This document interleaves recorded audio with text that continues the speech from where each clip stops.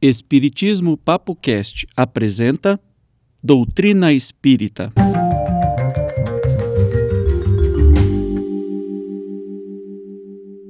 Olá, bem-vindas e bem-vindos a mais uma exploração aqui no nosso espaço. Hoje, a gente tem em mãos uma coleção bem interessante de textos sobre a doutrina espírita.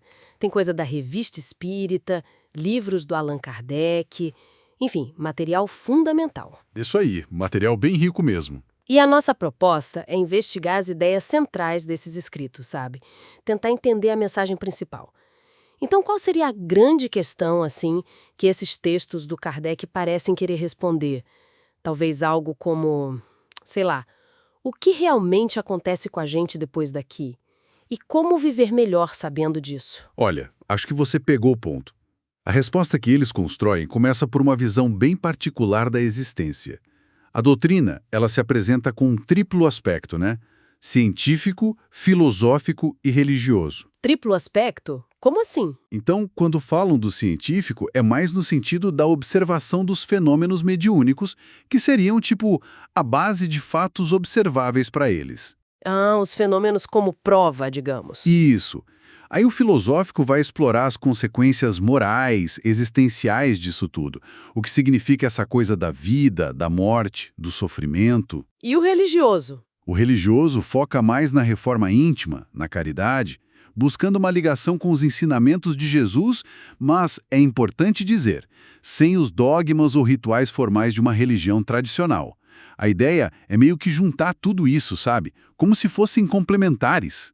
Interessante essa busca por uma visão integrada. E a base disso tudo, pelo que eu li nos textos, é a crença na alma, certo?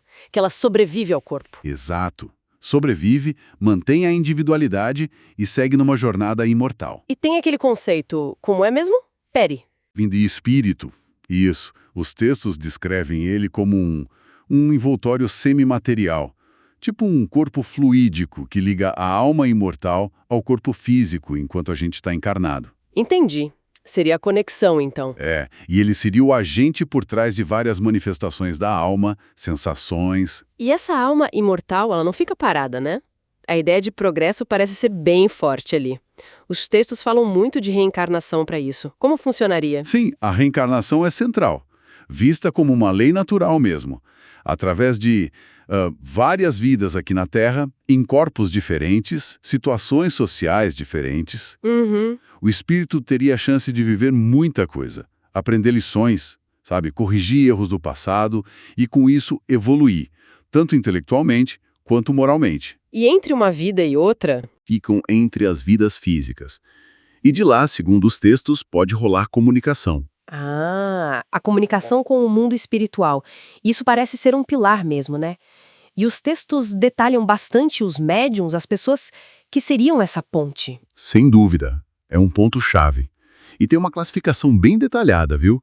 Descrevem médiuns de efeitos físicos, aqueles que conseguem, tipo, gerar barulhos, mover objetos. Nossa! E os médiuns para comunicações inteligentes, os que escrevem, falam, veem, ouvem mensagens. E tem os casos bem curiosos. Tipo, Médiuns desenhistas, músicos, até curadores, que de repente mostram umas habilidades que eles não têm normalmente, sabe? e isso seria atribuído à influência dos espíritos.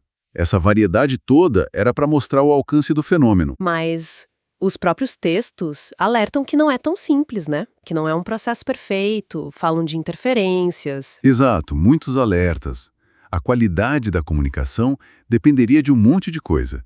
Das qualidades do médium, da sintonia dele, da seriedade do ambiente, das intenções de quem está ali perguntando, E do próprio espírito, imagino. principalmente.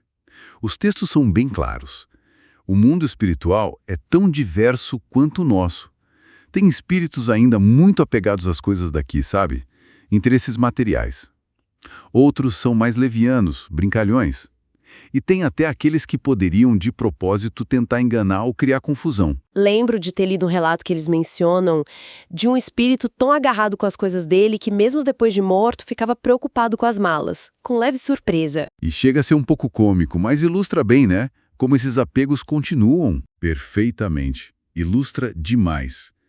Por isso eles insistem tanto na necessidade de analisar tudo com crítica, sabe? Não aceitar qualquer coisa.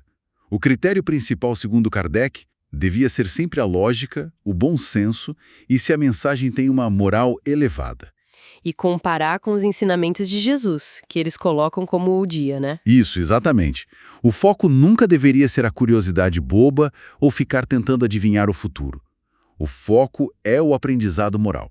Então, o ponto central não é só saber que existe comunicação, é mais como essa ideia reforça a nossa responsabilidade, né? Pelo nosso próprio progresso moral, a vida sendo a ferramenta para isso. Isso mesmo. A doutrina se coloca acima de tudo como um guia moral. Enfatiza muito virtudes como a caridade. Que eles definem de um jeito bem amplo, né? Bem amplo. Benevolência com todo mundo, indulgência, ou seja, paciência com as falhas dos outros e perdão das ofensas.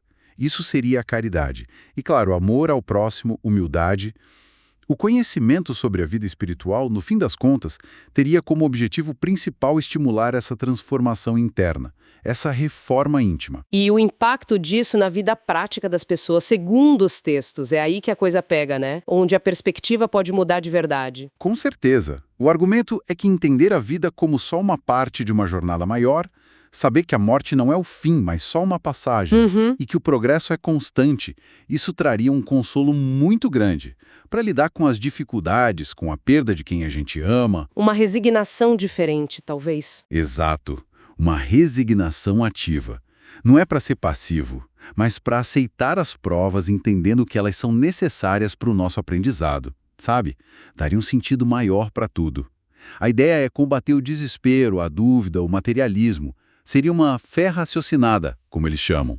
Que se apoia na observação, na lógica. Isso, nos fatos observados e na lógica. Resumindo, então, o que esses escritos apresentam é um quadro da existência como uma grande escola, né? Uma escola contínua de evolução moral e intelectual.